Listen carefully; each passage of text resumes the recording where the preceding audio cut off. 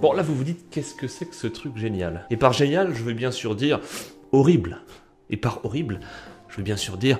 Tu vas fermer ta gueule! Alors ce truc-là, on va casser le mythe tout de suite, c'est du mastic magnétique intelligent. Si ça vous parle, c'est normal, hein, depuis 2, 3 ou 4 ans, on voit sur YouTube pas mal de vidéos, notamment avec de la pâte à modeler intelligente. Il suffisait en gros de fabriquer ou d'acheter de la pâte à modeler, d'y ajouter de la magnétite à l'intérieur, et grosso modo, on avait le même résultat. Bon alors il y a pas mal de trucs à dire sur cette expérience, et on va commencer peut-être par le plus important, c'est-à-dire expliquer le fonctionnement. Pourquoi ce petit cube se fait bouffer par la pâte? Pourquoi? Pour ça, il faut déjà comprendre ce que c'est la magnétite, hein, ce truc dont j'ai parlé il y a 30 secondes.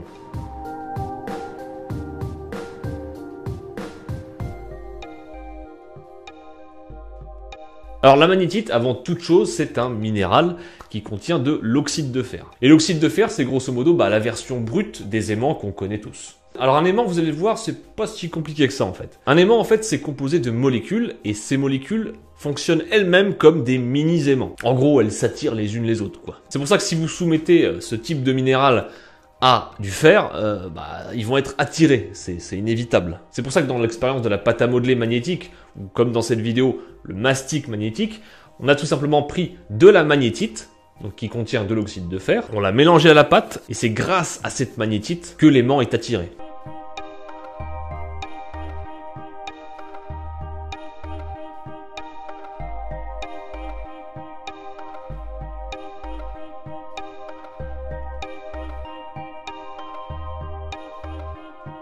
En gros, si l'aimant il est attiré vers le fer, c'est parce qu'il le transforme lui-même en aimant. Vous suivez là? Bon, prenons un exemple pour que ce soit plus simple. Par exemple, vous prenez un vieux clou en fer. Là, tout de suite, il n'a aucun pouvoir d'attraction, on est d'accord. C'est uniquement quand vous allez mettre ce clou en présence d'un aimant que les éléments qui composent ce fer vont se réunir et s'orienter vers une seule et même direction, celle de l'aimant. Si vous voulez un exemple à grande échelle, la Terre, par exemple, est un aimant gigantesque.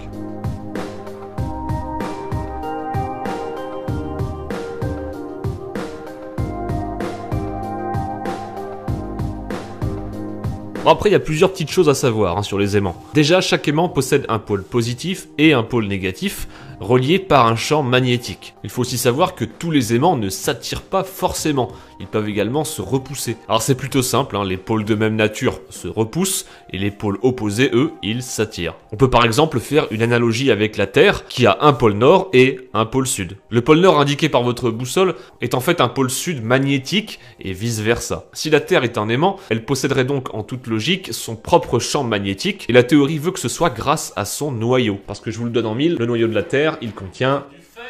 Merci David. Il y en a au moins qui suit. Bref, sur le genre de vidéo que vous allez voir et que vous avez peut-être déjà vu avec la pâte à modeler, la pâte contient donc de l'oxyde de fer. Et en soumettant de l'oxyde de fer à un aimant, vous venez de le voir, il est attiré. J'espère que cette vidéo vous aura plu, c'était un petit hors-série, on va dire. Si je vois que ça vous plaît, je n'hésiterai pas à en refaire d'autres. A très bientôt pour une prochaine vidéo.